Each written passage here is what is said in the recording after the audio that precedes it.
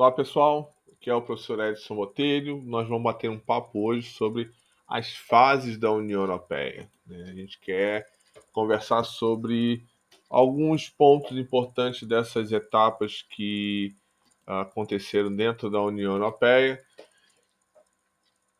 e que, de uma certa forma, nos dá uma lição sobre um processo de formação de uma estrutura supranacional, de uma integração econômica de caráter supranacional. Então, esse é o tema.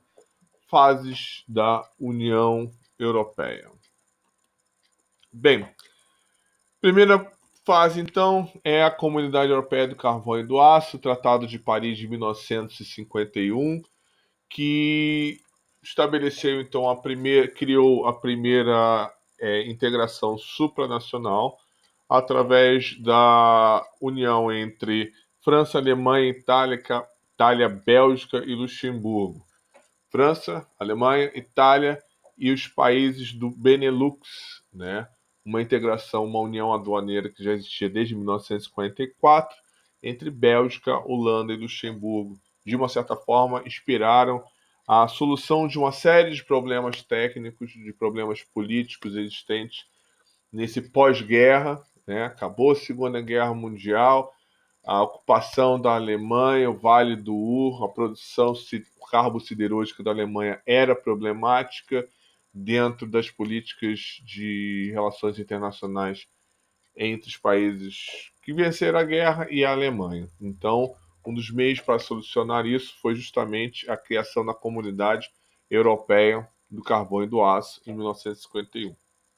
Um acordo que nasce aí entre os governos da Alemanha e da França e que recebe, né, a Itália e a Benelux vão se integrar. É uma integração supranacional, ou seja, há transferência de poderes soberanos para essa estrutura, para essa organização, e aí, no caso, especificamente um mercado comum dentro do setor carbo-siderúrgico. Então, os estados não mais têm competência sobre esse mercado, né, de produção de carvão e aço, e quem vai regular isso passa a ser a Organização Internacional. Em seguida, vai existir um Tratado de Paris de 1952, criando a Comunidade Europeia de Defesa. Só que isso não vai dar certo, isso é a ratificação de todos os estados, e justamente o Estado francês é que, o parlamento francês é que não ratifica. Na época ali, o Charles de Gaulle, dentro do parlamento, há uma pressão, uma influência dele para a não ratificação, não ratificando ele, né, não ratificando a França, então não funciona para nenhum dos estados. Parecia então o fim da integração, desse processo de avanço da integração, mas não é o fim porque os tratados de Roma de 1957 dão algo a mais para esse processo. Já existia então a Comunidade Europeia, carvão e do aço, vai existir então vai existir então os tratados de Roma que vão trazer a Comunidade Europeia de Energia Atômica e a Comunidade Econômica Europeia. Esses dois tratados, então, são dois tratados que vão acontecer em paralelo, um criando um mercado comum agora em amplo sentido, não só para carvão e aço, e outro para cuidar da energia atômica. Obviamente que em 1957 não passa a existir o mercado comum. Ele é um processo, abre-se um processo de formação que vai se constituir em 1992, lá da criação da União Europeia. Então, criados esses tratados, é bom lembrar, estou esquecendo, mesmo padrão da Comunidade Europeia do Carvão e do Aço, também supranacional, também com transferência de poderes soberanos, o que é uma novidade. Passam então a existir três comunidades: do carvão e do aço, econômica e de energia atômica. Em 1965, então, o Tratado de Fusão de Bruxelas, o órgão que vai, a alta autoridade que vai comandar essas comunidades passa a ser um só, 3 comunidades diferentes, mas um órgão fazendo a gestão dessas 3 comunidades. Os acordos de Luxemburgo de 1966, eles vão, de uma certa forma, esse processo supranacional que tinha no pós-guerra, imediatamente pós-guerra, sido bem aceito, começa a dar para trás em função de um avanço do nacionalismo, principalmente na França, ainda, né? Um dos baluartes desse nacionalismo é a Charles de Gaulle.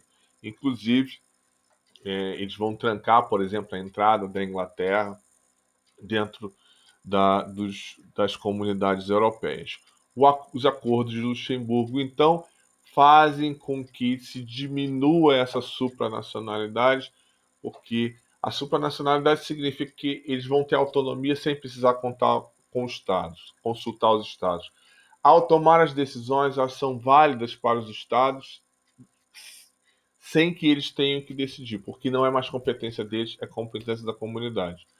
Eles criam, então, nesses acordos de Luxemburgo, processos de decisão que vão depender dos Estados. A outra fase é a dos conselhos europeus, então a Europa, esses países começam a se reunir para discutir uma série de questões, como, por exemplo, a entrada de novos estados, né? A ampliação, alargamento, aprofundamento da União Europeia, da integração europeia. Então, esses conselhos eles vão fazer essa discussão, principalmente a partir da década de 70. Gera-se, então, a ampliação, né? E com o número de estados vai aumentar significativamente, saem de 6 estados e aí a gente vai avançar Inglaterra, Dinamarca, Portugal, Espanha, né?